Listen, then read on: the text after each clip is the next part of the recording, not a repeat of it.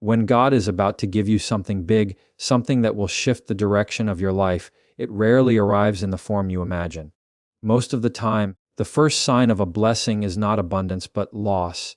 It is the stripping away of what you thought you needed, of what you thought defined you, and of what you thought you could not live without. That is the paradox of transformation. The new cannot emerge until the old is torn down.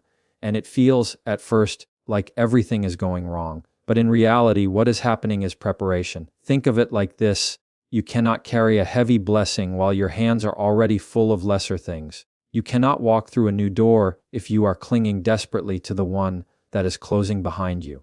And yet, because human beings are creatures of habit and comfort, we almost never let go voluntarily.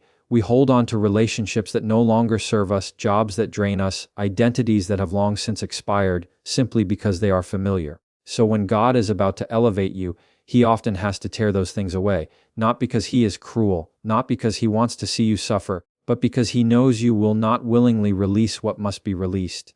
This is why the season before breakthrough often feels like chaos. Everything that anchored you suddenly loosens. Friends you trusted fade away. Plans you thought were certain fall apart.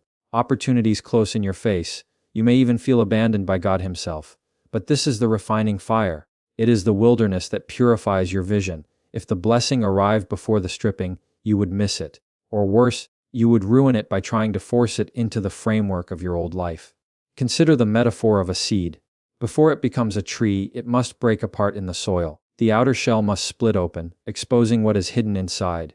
To the seed, this process might feel like destruction. But that destruction is the very thing that allows new life to emerge. And so it is with you. What feels like breaking is actually birthing. The stripping is not punishment, it is preparation for expansion. Now, from a psychological perspective, this stripping process confronts your deepest attachments. We humans anchor ourselves in stories, the story of who we are, where we belong, what we deserve, what our future should look like. When those stories are interrupted, it feels like death. And in a sense, it is a kind of death, the death of an old identity. But growth always requires a death of some sort.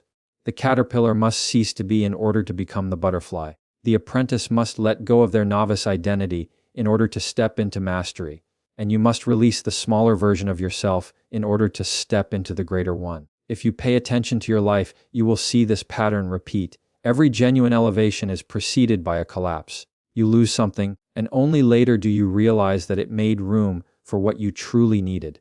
The relationship that broke you created the space for the person who could build you. The job that rejected you forced you to discover your vocation. The door that closed revealed the one that would open into a far greater destiny. What looked like rejection was, in fact, redirection. But here is the crucial point: whether you recognize this process as preparation or merely interpret it as punishment depends on your mindset. If you resist the stripping, if you cling desperately to the things that are leaving, you prolong the pain and blind yourself to the gift.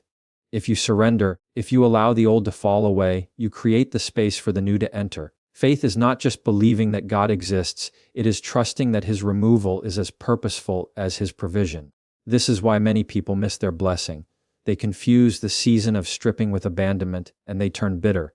They close themselves off, they despair, they stop moving. But the stripping was never meant to destroy them, it was meant to make them ready. The weight of something big, truly big, cannot rest on a fragile foundation.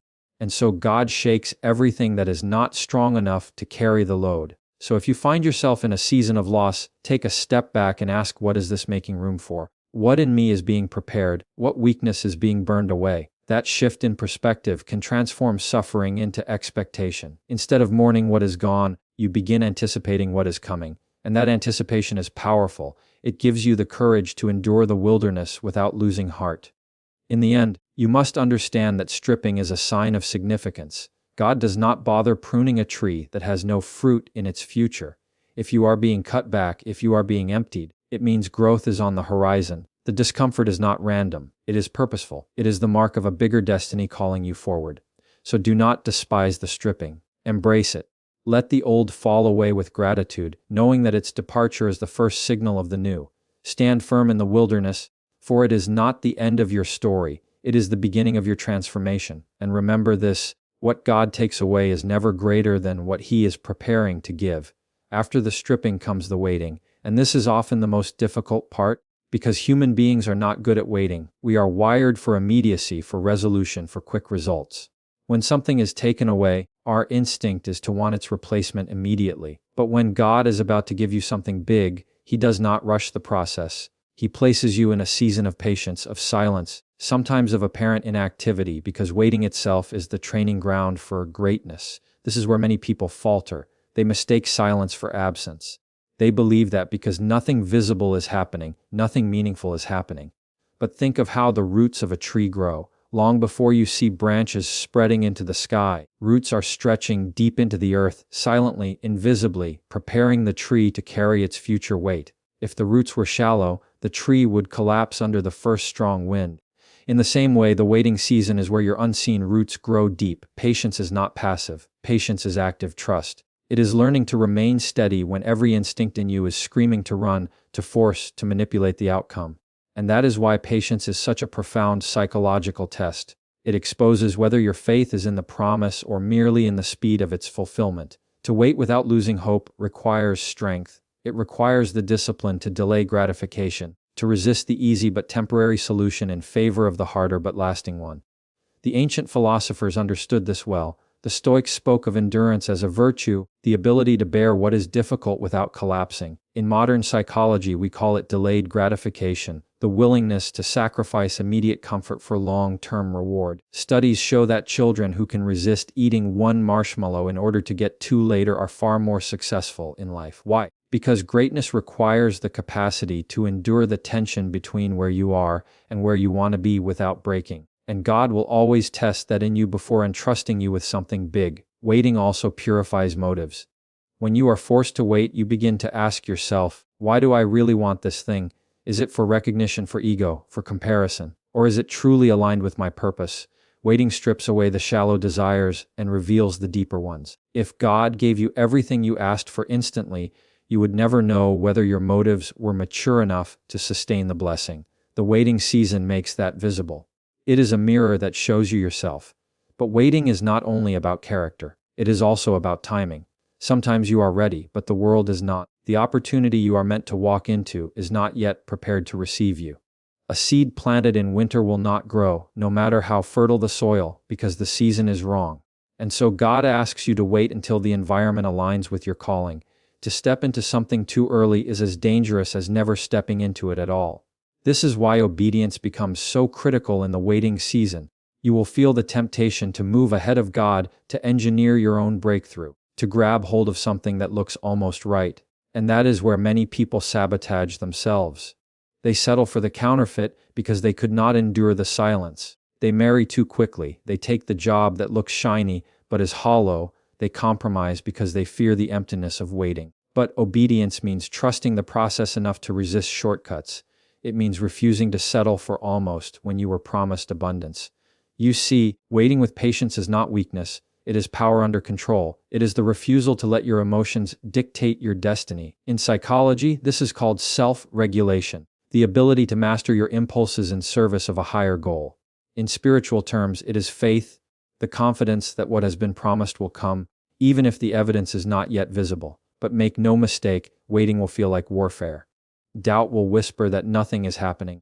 Fear will try to convince you that you have been forgotten. Impatience will push you to grasp for less than you deserve. That is why the waiting season is not just about time. It is about trust. It is about whether you can walk in the dark, holding on to nothing but the belief that the light will come. If you can master patience, if you can endure obedience, then when the blessing arrives, you will not be crushed by it. You will be ready. Because the blessing itself carries weight. Success is heavy. Influence is heavy. Responsibility is heavy. Without the strength of patience, you would not be able to hold it. But if you allow the waiting to shape you, you become unshakable. So the next time you find yourself in the silence, remember silence does not mean absence. Stillness does not mean nothing is happening. Roots are growing underground. Timing is aligning.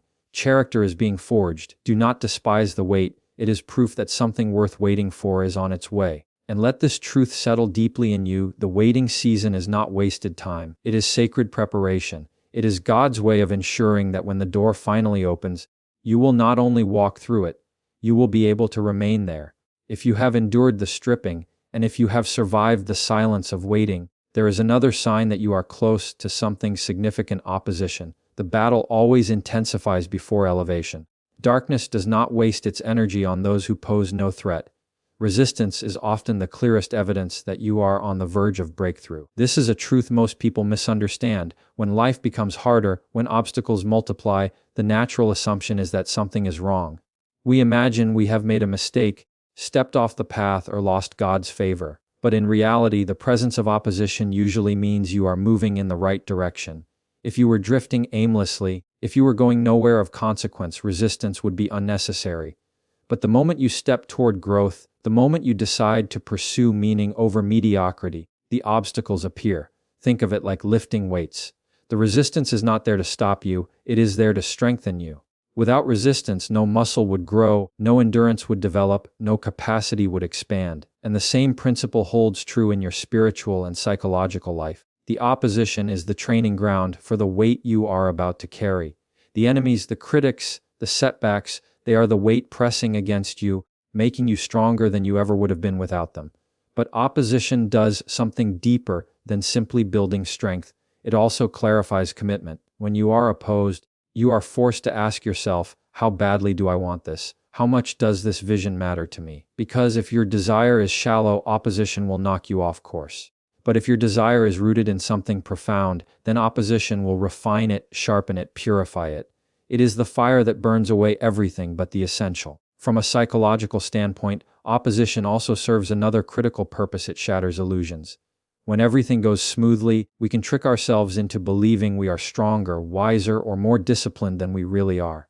But when life pushes back, when people criticize us, when doors slam shut, when failure stares us in the face, we discover who we truly are. The masks fall away. Our character is revealed under pressure. And this revelation is necessary because God cannot elevate a false version of you. He will only bless what is real.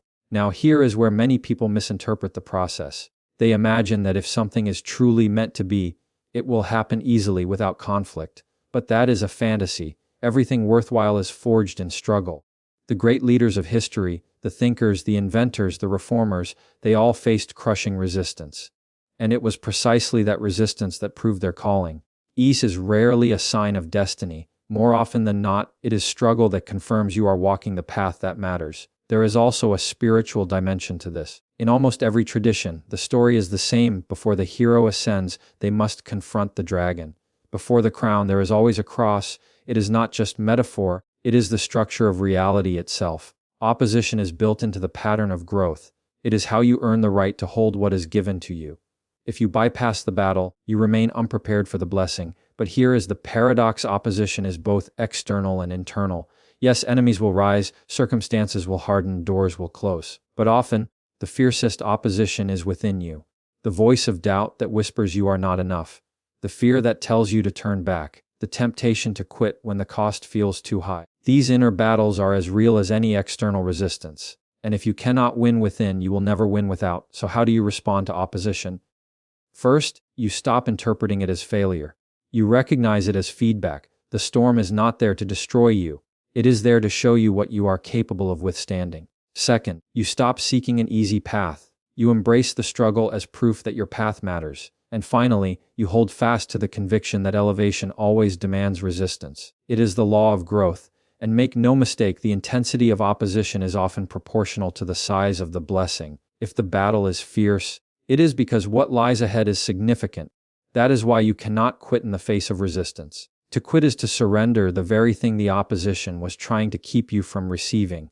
The enemy fights hardest right before the breakthrough, because he knows how close you are. So if you are in the midst of opposition right now, if everything seems to be fighting against you, do not despair. Lift your head. Take courage. This is not the end of your story. It is the sign that your elevation is near. Every struggle you endure is adding weight to your strength, depth to your character, and clarity to your vision. The presence of opposition does not mean you are losing. It means you are advancing, and the greater the resistance, the greater the reward waiting on the other side. Remember this: no battle is wasted, no struggle is pointless, no resistance is without meaning. Opposition is not the enemy of your destiny, it is the doorway to it. If the stripping empties you, and if the waiting strengthens you, and if the opposition refines you, then what comes next is perhaps the most important stage of all. the alignment of your character with your calling. Because God does not give something big to someone who has not been prepared to carry it. He is not interested in giving you blessings that you will misuse, squander, or that will ultimately destroy you. He is interested in shaping you into someone who can bear the weight of what he intends to entrust you with. This is the crucial truth most people overlook. The blessing itself is never the ultimate goal. The blessing is a tool, a responsibility, a test. And whether it becomes a gift or a curse depends entirely on the strength of the character holding it. Wealth in the hands of the foolish leads to ruin. Influence in the hands of the arrogant breeds corruption. Power in the hands of the unprepared destroys nations. But the same wealth, influence, and power in the hands of a person whose character has been forged by fire can transform lives, families, communities, and even history itself. That is why the process matters so deeply. God is not just preparing the blessing for you, He is preparing you for the blessing. And that preparation takes the form of discipline, struggle, humility, and endurance. You cannot bypass it because if you do, you will not have the integrity to hold what is given. Psychologically, this makes perfect sense. Consider how easily success can inflate the ego. The human mind is wired to attach identity to achievement, to believe that the fruit of effort is proof of superiority. Without humility, success makes you reckless. Without wisdom, opportunity makes you arrogant. Without resilience, criticism breaks you. And so before God elevates you, He ensures that your character is tough enough to withstand the storm of success. Because make no mistake, success is a storm. It is not merely comfort and applause. It is scrutiny, responsibility, and the relentless pressure of expectation. Think of how many stories we know of people who achieved greatness too soon and crumbled under the weight of it. The child star who could not handle fame, the leader who rose quickly but collapsed in scandal, the entrepreneur who made millions overnight but lost it all because he lacked discipline. These are not accidents. They are examples of what happens when calling outpaces character, and God, in His wisdom, refuses to let that happen to you. This is why the challenges you face are not punishments but preparations. Every closed door teaches you resilience. Every betrayal teaches you discernment. Every loss teaches you humility. Every battle strengthens your courage. These experiences are not random. They are chisels in the hand of a master sculptor, carving away everything in you that is weak, prideful, or short-sighted, until what remains is someone capable of holding the blessing without being destroyed by it. And here's the paradox. The very things you resent are the very things shaping you. You think you are being delayed, but you are being developed. You think you are being denied, but you are being defined. The fire you wish would end is the fire that is refining you into gold. Without it, you would remain unformed, unready, unfit for the destiny you are asking for. The alignment of character with calling is not glamorous. It is quiet work. It happens in the hidden places of discipline, in the small decisions no one sees, in the habits you build when no one is watching. That is where integrity is forged. And when the blessing finally arrives, when God finally places something big in your hands, the world will see the fruit, but you will know it was the roots, those hidden years of stripping, waiting, and enduring, that made it possible to sustain the fruit. From a philosophical standpoint, this process reflects a profound truth about human existence. Being always precedes doing. Who you are shapes what you create. Identity precedes destiny. If your being is not aligned, your doing will collapse. But when your character and your calling align, your life becomes an instrument of order in the midst of chaos, a source of light in the midst of darkness. That is the point of the preparation. It is not just about you receiving more, it is about you becoming more. So when you find yourself facing challenges, do not ask merely, why is this happening to me? Ask instead, what is this shaping in me? Because that question shifts your perspective from victimhood to growth. And growth is the very thing that makes the blessing sustainable. In the end, you will realize that the true gift is not what you received, but who you became in the process of receiving it. The house, the job, the influence, the recognition, all of these will pass. But the wisdom, humility, resilience, and courage you developed, that remains forever. And it is those qualities, more than anything else, that will enable you to carry something big without being crushed by it. So take courage in the preparation. Take strength in the struggle. Let the alignment happen, even if it is painful. Because when your character finally aligns with your calling, there is nothing that can stop the magnitude of what God can do through you. And remember this, the blessing is not just about what you will hold. It is about who you must become in order to hold it.